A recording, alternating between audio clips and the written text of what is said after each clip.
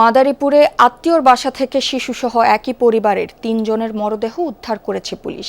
এ বিষয়ে আরো জানাতে সেখান থেকে যুক্ত হচ্ছেন সহকর্মী প্রদ্যুৎ কুমার। চাঞ্চল্যকর এই ঘটনার ব্যাপারে নতুন কি তথ্য জানা গেল এবং কাউকে কি আটক বা গ্রেফতার করা হয়েছে কিনা জানাবেন। এই মুহূর্তে ঘটনাস্থলে পুলিশ সুপার পৌঁছেছেন এবং আইন শৃঙ্খলা বাহিনীর একাধিক যেই সংস্থা রয়েছে সেই সংস্থা থেকে কিন্তু এখন তদন্ত চলছে, জিজ্ঞাসাবাদ চলছে।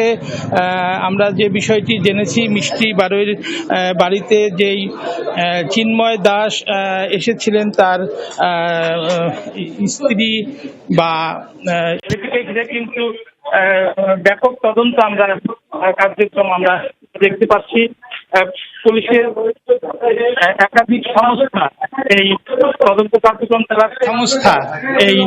তদন্ত কার্যক্রম চালাচ্ছে। এই মুহূর্তে পুলিশ সুপার মহোদয় এখানে সরাসরি তদন্ত কার্যক্রমে তিনি চালাচ্ছেন এবং এছাড়াও আরো অন্যান্য সংস্থাও রয়েছে।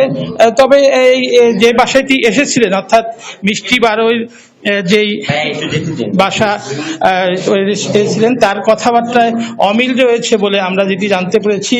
আমরা প্রত্যক্ষদর্শী বিভিন্ন জনের সাথে আমরা কথা বলেছি, তারাও যেটি বলেছে যে বেশ কিছু সন্দেহজনক কারণ রয়েছে যেই কারণে তদন্ত সময় লাগছে এবং আইন শৃঙ্খলা বাহিনীর যে বিভিন্ন সংস্থার কর্মকর্তারা এটি বের করবেন বলে আশা করছেন স্থানীয়রা এবং এ ব্যাপারে দৃষ্টান্তমূলক শাস্তি দাবি করেছেন। যদি এর পিছনে নৈপথ্যে বড় কোনো কারণ থাকে সেটি বের করার জন্য দাবি জানিয়েছেন এলাকাবাসী।